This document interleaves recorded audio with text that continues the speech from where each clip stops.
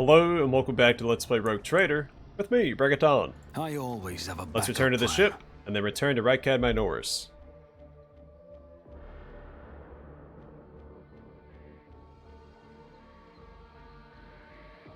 We can talk to Pasqal and Heinrix real quick.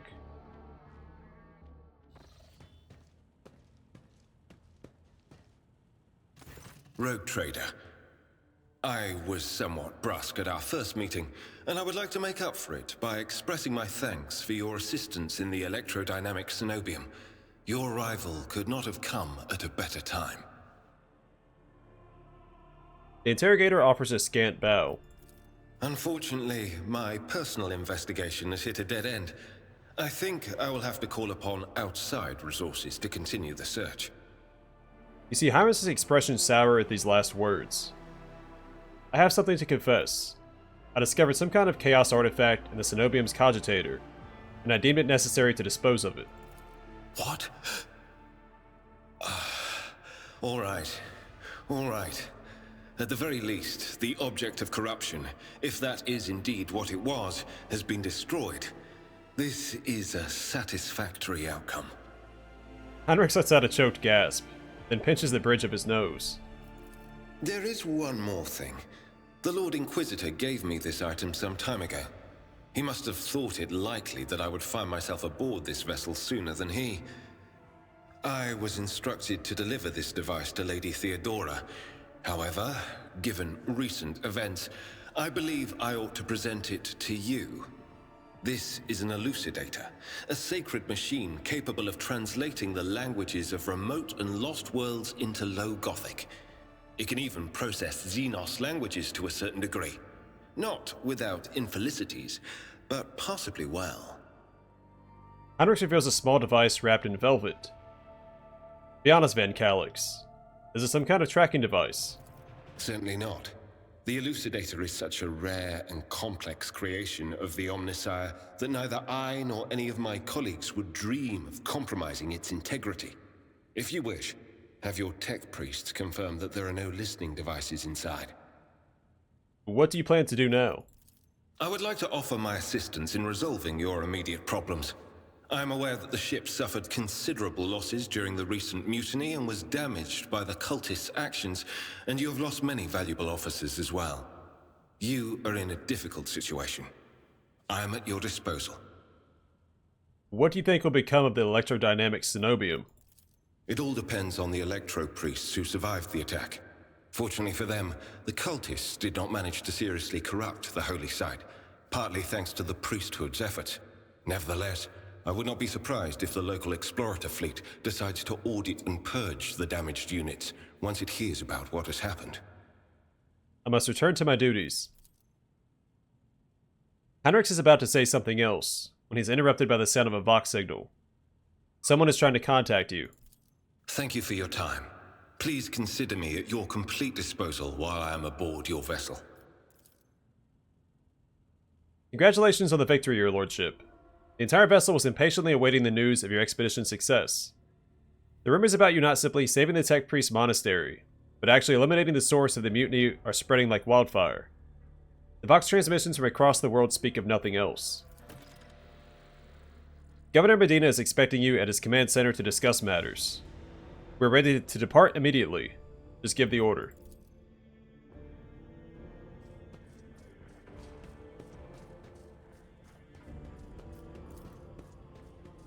Well, we'll do a little housekeeping first so it doesn't get away from us.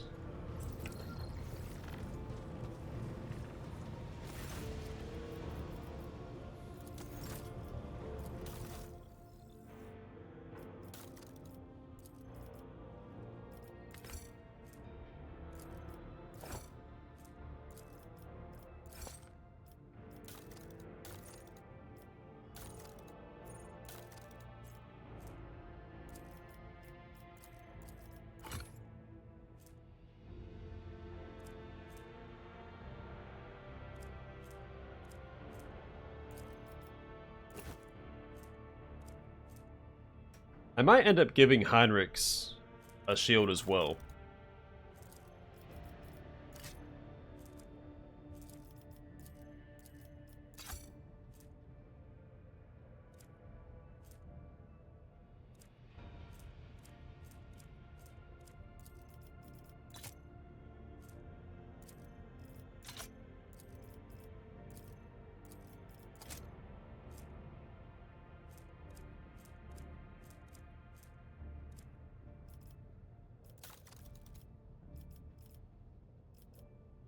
So Heretic and Xeno's artifacts.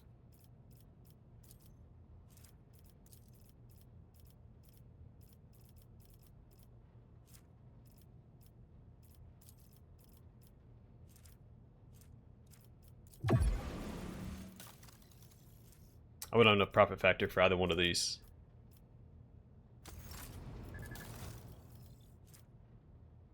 Or these. But we get the stabilizing bracers. When the wearer uses run and gun, they gain +1 damage on their ranged attacks. And a modified last gun. Not sure what the changes are, but sure.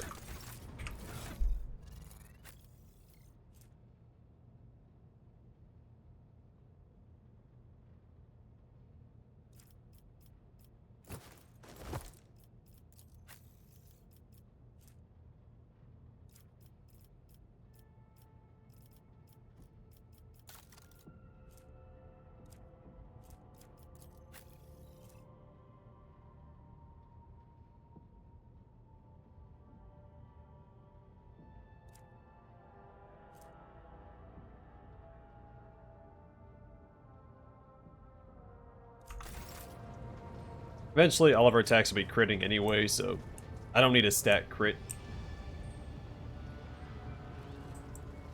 Oh, let's talk to Heinrix. Heinrix looks at you intently, his head tilted.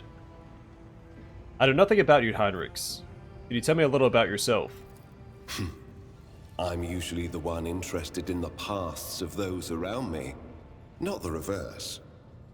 I come from a night world, Guizorn 3. I belong to a branch of one of the noble houses until my exceptional abilities were discovered. After that, I was sent on a black ship to Holy Terra, where I was trained, and I began my service for the glory of the Imperium. Heinrix's face is momentarily split by a sarcastic grin. In a night world, a feudal worlds that are home to ancient noble dynasties trained to pilot the engines of war called Imperial Knights. They're like many titans. Black Ship. The dreadful Imperial void ships that transport psychers given up by numerous worlds as part of their tithe to the Imperium. Do you remember your home planet? I do, but I have no ties to my homeworld now. None except my first name. I left Guizorn 3 when I was still a child. My family disowned me, stripping me of my family name. I was given a new one by those who trained me. Even for a noble, being branded a psyker is a mark of eternal shame. I experienced that firsthand before I was put on the Black Ship. Heinrix's mouth turns down. How did you discover your abilities?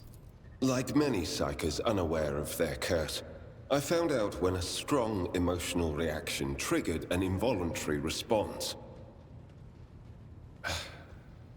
My great-aunt had a pet grink. One day, it bit me, and I boiled it from inside out. And when my great-aunt slapped me for what I'd done, I boiled her too. Heinrix falls silent, then he sighs and reluctantly continues. The interrogator looks away and adds more quietly.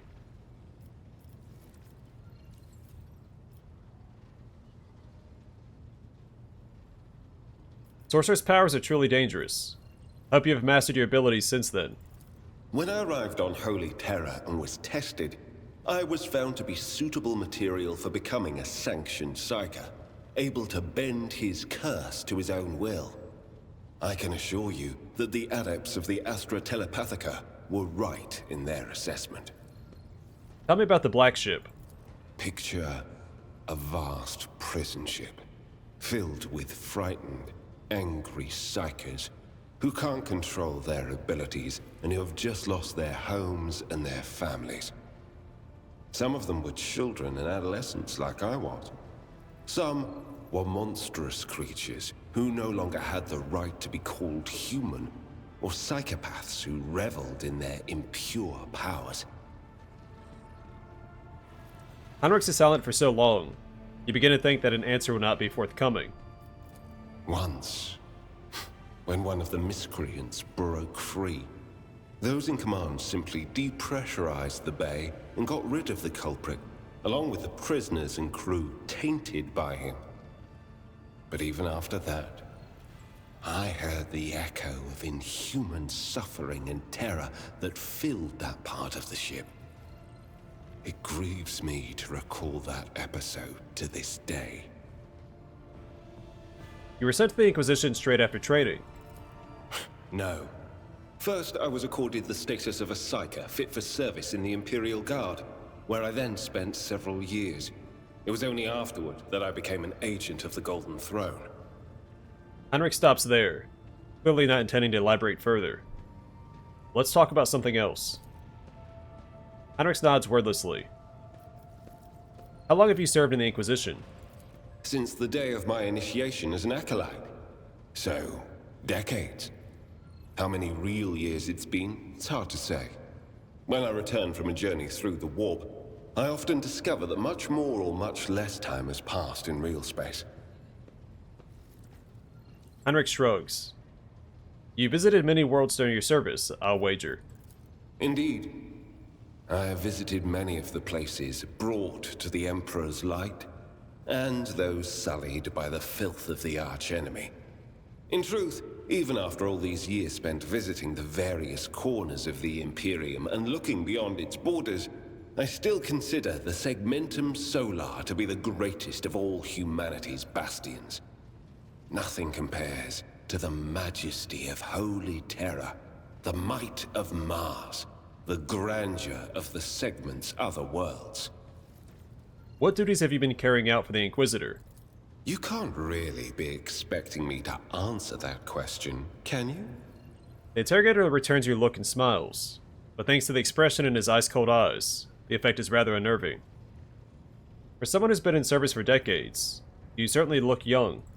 The first step for biomancers such as myself is to take control of the processes of their own body, including aging.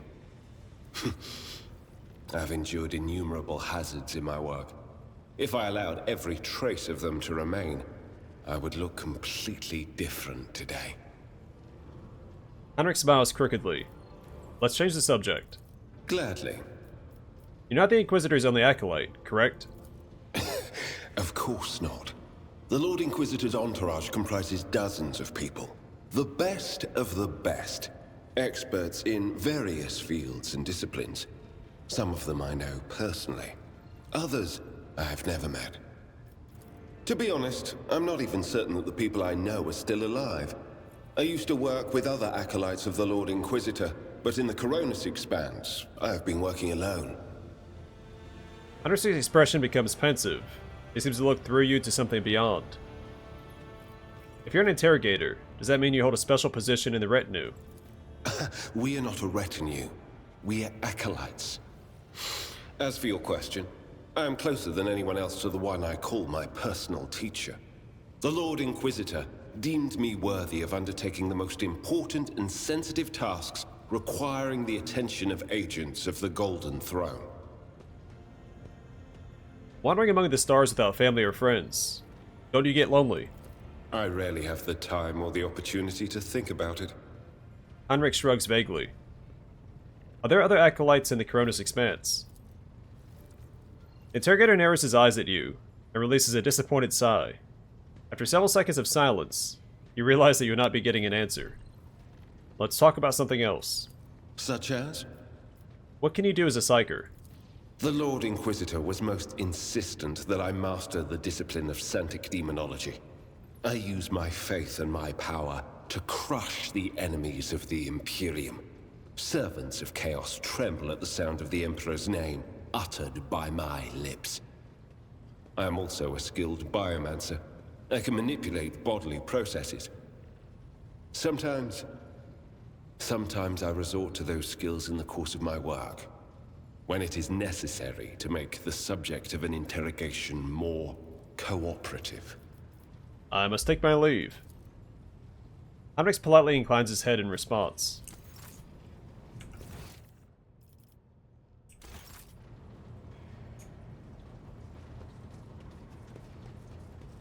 Hey, Abel's here. The person you saved from the electrocuted priest monastery, the servant of the Omnissiah who calls himself Abel Hanuman, is staring intently at a cogitator's vid screen, Wires connect the sacred computing machine to augmetics inside the prayerfully bowed heads of murmuring servitors. Abel looks up at you. After a lengthy silence, he looks away and says stiffly, "The Messiah knows all, comprehends all." How are you feeling, Abel? The tech priest stares intently at his feet for a while, and then says in a halting voice, "The running of the binaric protocols was bogged down and dissolved in false commands. The filter has separated the correct signals from the incorrect. The running has been restored to its swiftness." Pasqal speaks softly, as though trying to match the inflections of Abel's voice. Tech Brother Abel has passed the diagnostics. The pernicious influence of sacrilegious procedures has been completely eliminated. Statistically, most survivors of a schismatical's infestation are left with severe cognitive impairments. However, Tech Brother Abel's mind, being of a less typical nature, has not been damaged to so great a degree. Gaze into Abel's eyes. Tech Brother Abel, you're free from possession, are you not? I trust that you pose no threat to my ship. Abel's voice quivers, and his eyes dart around, desperately avoiding eye contact. What was flawed has since been purged, but the shadows of the hunt linger. The cog is dismounted, and no judgment has been made. In the absence of judgment, threat remains. Who will make the judgment? I will. Pasqal places a mechadendrite on Abel's shoulder and repeats, his voice heavy like a wheeled tread crushing the dirt underneath. I will make the judgment that will avert the threat. His gaze falls on you. There's no need to frighten him. What troubles him so? I assumed at first that this was caused by the shock inflicted upon his system by the schismatical attack, but my tech brother's words are a sign of a deeper reason for his unease. He foresees something that threatens both him and all those around him, and thus I stand ready to face this threat. What judgment do you two speak of? Only he knows. But if my tech brother fears that he might not make the right decision at the critical moment, then I will do it for him. But why are you so concerned about him? He is not the one you were hoping to find. Answer unknown. I am registering a kinship, both between our identifiers and one that is more profound. Archimagos Amernat left an imprint on all his students. It may be, then, that I see some of my mentor and tech brother Abel, and so my spirit rejoices and strives to keep him from harm. You care for him as if he truly were your younger brother. Pascal's vox rasps a tired laugh. Tech brother Abel is harmonious, and harmony is beauty. Is it so strange an urge to protect beauty from the horrors of the grotesque? I'll try not to give Abel any undue cause for dread. Thank you. Why do you and Pasqal have the same name? Abel freezes. From his vox synth, barely audible through the static, come the words. The naming of the names is not an index to the text. The naming of the names is the text. Abel's answers can be enigmatic. His mind works differently from ours. He thinks in harmonic imagery and notices the symmetries and proportional relationships in the world around him. Poetry be the closest analogy to how he perceives and interacts with reality. I never imagined there could be poets among the tech priests. Pasqal looks surprised. Why not? Technolingua is rhythmical and possesses a broad semantic scope, and some of it is more sonorous dialects lend themselves well to individual and symphonic declamation. Pasqal, do you understand what Abel is referring to? Negative. However, I will hypothesize. Tech brother Abel is seeking to convey the idea that our matching identifiers are not the key to some vital data point. They are, in and of themselves, the vital data point. At this stage of my analysis, I could draw no useful conclusions from this proposition. However, the very fact that tech brother Abel is trying to hint at something points to him either being better informed than I am, or having conducted a more in-depth analysis of the situation. That is useful information. Soften your tone. Abel, could you please explain what you mean? Abel relaxes a little. His gaze drifts to the side. There is silence. Respond sharply to Abel. You will express yourself clearly. Abel's eyes turn glassy. His body goes completely still like a statue, and his vox shuts down with a click. A hiss of displeasure comes from the Vox synth. I object to such forms of communication with Tech Brother Abel. I point to the cogitator. What are you working on? We catch the soul of the light in the solar wind. We look for the footsteps the Omnissiah left when he walked the desert. This is the on a romantic computation procedure. The depersonalized minds of these machine servants are in a data dream, processing enormous arrays of assorted data and aggregating them. Virtually all results of such synthesis are scrap data, but occasionally, we've noted coincidences whose exactness defied logic. It is an extremely rare and venerated form of statistical augury, but Tech Brother Abel is adept at this form of appealing to the Deus Mechanicus. Why do you do it? It is how we execute the quest for knowledge in the hope that the machine god grants us an epiphany, so that we may discern a logical connection in a mass of absurd data, which will propel our comprehension forward. Inspect the sacred machine.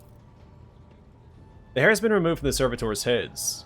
The bulky cerebral augmetics cover their skulls like helmets. The faces of the cogitator servants are blank. Their eyes are closed. Their lips are incessantly whispering what sounds like gibberish. Hundreds of lines of symbols containing information scroll down the cogitator's vid screen. Abel Hanuman peers at it with voracious interest, in sharp contrast to his usual placidity. Look for logical connections within the data. Most of the runes are devoid of any meaning, but you notice a few among them that combine into formulae and computational graphs. Abel peers at you inquisitively, then shifts his gaze to the vid screen, and you could swear that a smile lights up his face under his respiratory augmetic. A crystal is exquisite in clear water. Deviation from the cycle's trajectory has been increased, as was Amernat's wish. Abel lowers his head, and his Vox synthesizer broadcasts a binary hymn you do not recall having heard before. Its sound is full of vibrant energy, and its precise rhythm is nothing short of pleasing to the ear. A rare thing for the language of the Adeptus Mechanicus. Pasqal explains with an inexplicable air of pride. Tech Brother Abel has dedicated a lesser aria to you. The piece is distinguished by a high degree of acoustic harmony, and is fit for use as a motto, auxiliary identifier, or epitaph.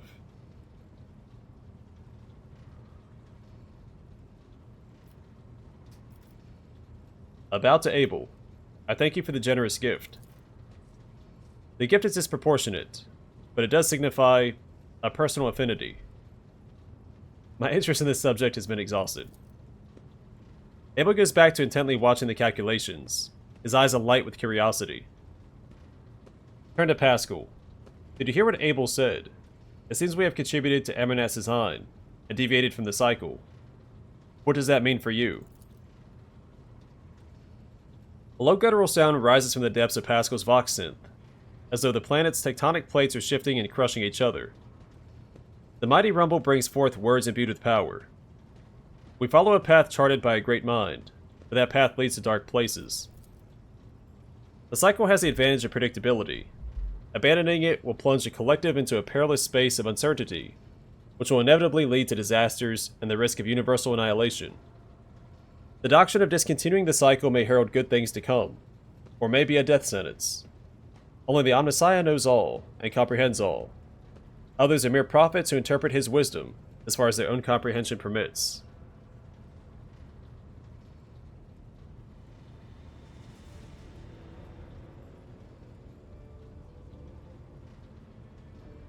It is better to meet the challenge of change and perish in failure than to rot alive.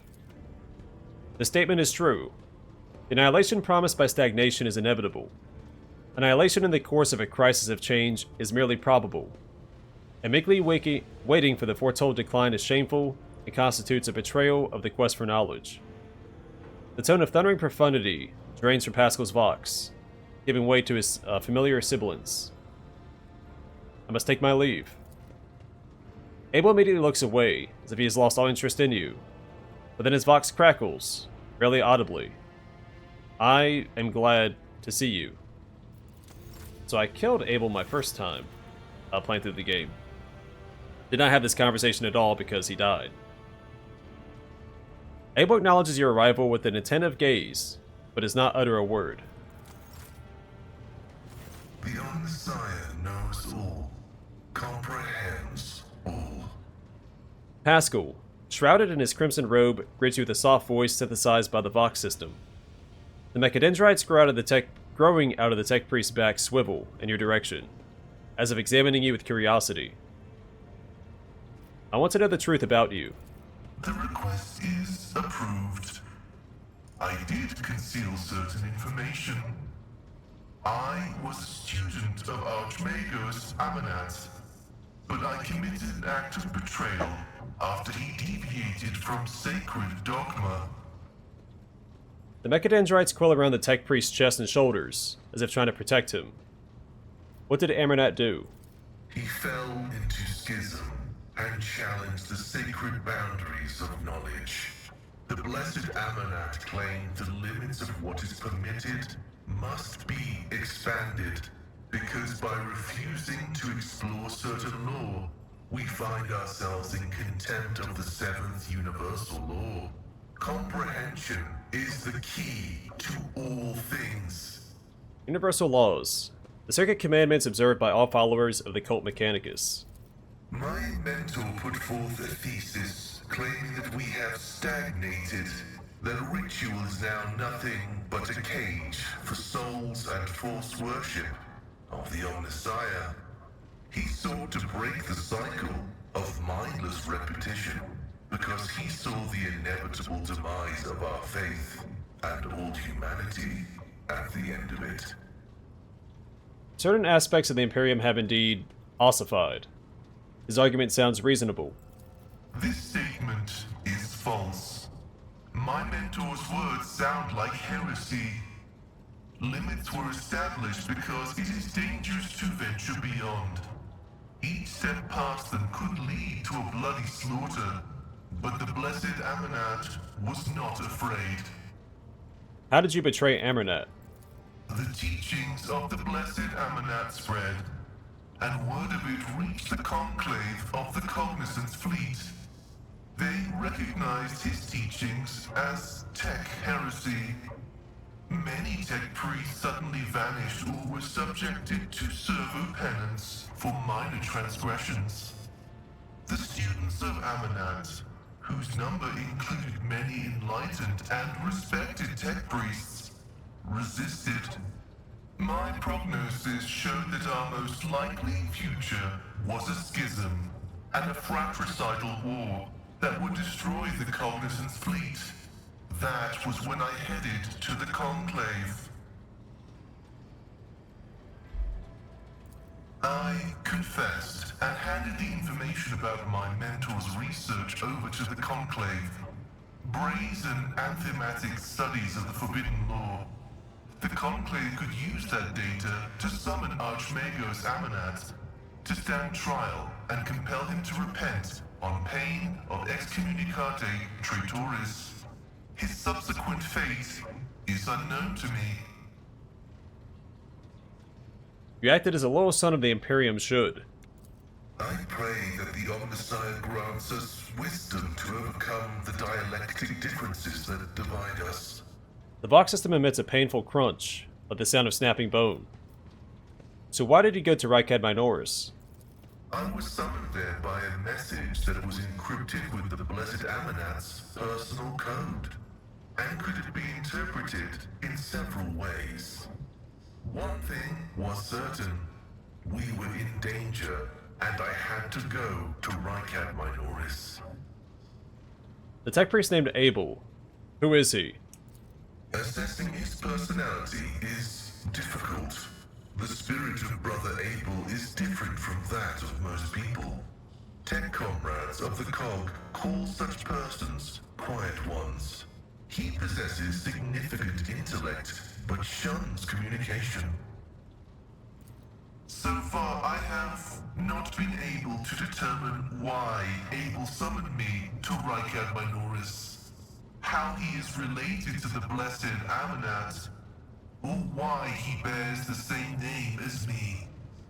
Perhaps the Reverend Abel cannot fully actualize and interpret the available data. What are you going to do next? I was wrong when I assumed it was the blessed Archmagos Amanat, who assumed the guise of Abel and But there is a connection between him and the Reverend Abel, and I intend to uncover the nature of this link. I have no more questions. Acknowledged. I will return to ruminating on the search for the blessed Amanat. I want to know more about your past. The request is approved. I have no outright restrictions on disclosing this information. Behind the tech priest's shoulders, the mechadendrites spread out like wings. Where are you from? Information about my origins is worthless. I belong to the priesthood of explorators and came to the Coronis Expanse over 200 years ago. Any events preceding that moment are insignificant. How did you end up in the Coronis Expanse? I was honored to become a member of the Explorator Cognizance Fleet. When the Adeptus Mechanicus summoned the faithful for an exploratory venture into the depths of the Coronis Expanse, I joined the fleet in fulfillment of my sacred vows of comprehension. Well, why are you not with the fleet then? After I betrayed Archmagos Amanat, the fleet conclave directed me to the orbital station Altar Templum Calixis X-17 for penance. This venerable temple station was founded in the early years of our expansion into the Coronis Expanse. It is currently a rear observation post of the Cognizance Fleet in orbit around the star Furibundus. Who are the Explorators? The sacred fraternity of explorers. The cult Mechanica sends us out to the frontiers of the known sectors as researchers and conquerors. We are the warriors of the code, who return to the lost worlds and devote themselves to recovering the lost ancient knowledge. Explorators are granted the privilege of being more independent than many of our tech comrades. However, it has earned us a reputation as unstable and poorly controlled troublemakers whose unorthodox views are dangerously close to apostasy. Tell me about your mechadendrites. They are my younger brothers and guides on the way to the Omnissiah. Their machine spirits are directly bound to my neocortex and pick up impulses from my subconscious. Sometimes they act ahead of my thoughts. This is how the Omnissiah leads me to comprehension. The voice coming from the box synth changes, becoming strangely softer, blending with low, warm undertones. We can stop there. Acknowledged. Tell me more about the Adeptus Mechanicus. I am honored to belong to the priesthood of Mars, guided by its tenets. We safeguard technology against the impure and the unenlightened. Why did you mention Mars? That is where the cult of the Omnissiah originated, and where we were granted the first revelations. Many millennia ago, we made an alliance with the Emperor of Terra, and have served the Imperium ever since, paying a tribute to machinery, weapons, and void ships. Everything that bears the blessed seal of machinery comes from our hands, and it is we who make sure the operating rituals are performed as they were meant to. We are everywhere. We are the Mars-forged steel bars that give the Imperium strength. What do you mean you guard it? It's not buried treasure. It's not a secret. It is both a treasure and a secret. Technology is how the divinity of the Omnissiah manifests itself in this world. This is why the uninitiated may only be allowed to touch the most vulgar and mundane of its instances. We, on the other hand, are authorized to use the sacred catechism of maintenance and operation. Although there is another reason to deny lay people the sacrament of knowledge, it can be dangerous. Twisted by renegades, the Omnissiah's wisdom is called heretic, and the exposure to it may corrupt the uninitiated. Another danger is knowledge, strangely interpreted and inscrutably twisted by the minds of Xenos. This bane is called Xenotech. Banning things you cannot understand is the opposite of seeking knowledge. Technology is merely a tool that can be employed without risk by a wise wielder. That is a bold hypothesis. And yet the Omnissiah teaches us that a dauntless mind can penetrate any knowledge through analysis, where the ignorant see heresy, the enlightened might see truth. You hold a high position in your fraternity.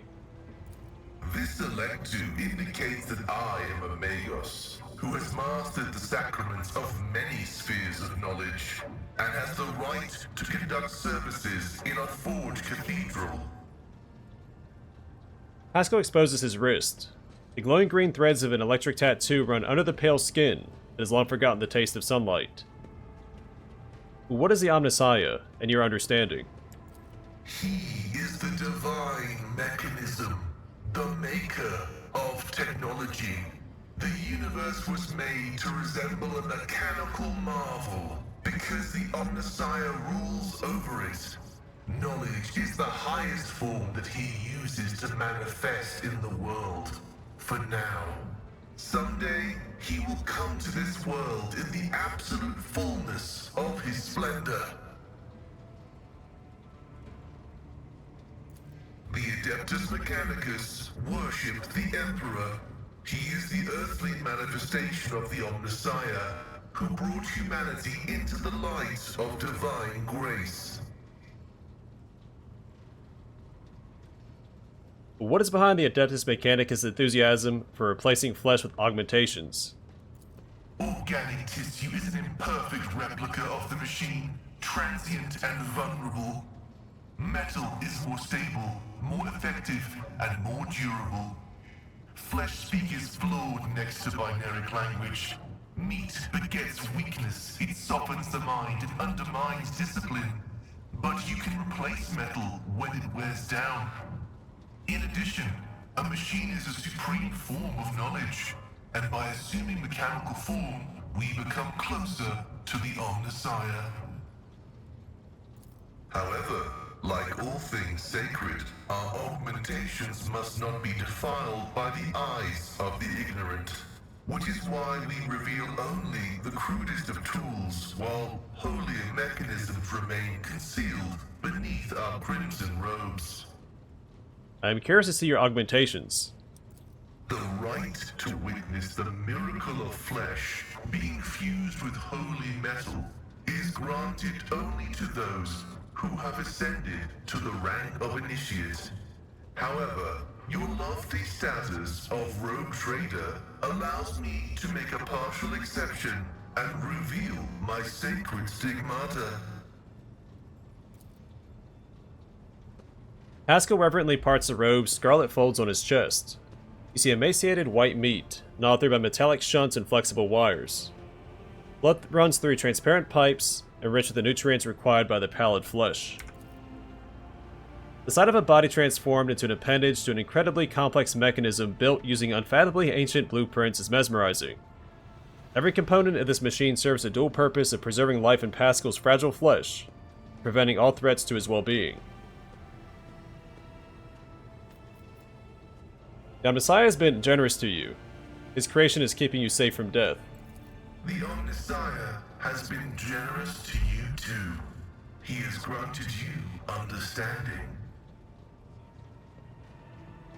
Pasqal looks at you with respect. He seems surprised that you recognize the purpose of the augmentations implanted in his body. Well, my character is from a forged world. You have a strange way of speaking. Is that because of the augmentation, or does your faith dictate how you should express yourself? Partially true. I had a voice modulator implanted alongside the respiratory purification module, but there is an additional reason. Gothic is not my first language.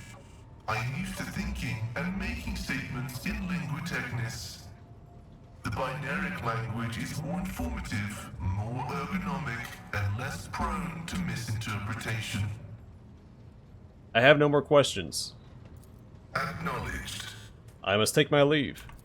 May your labors be effective and fruitful. Foxanth emits a rattling binaric mantra.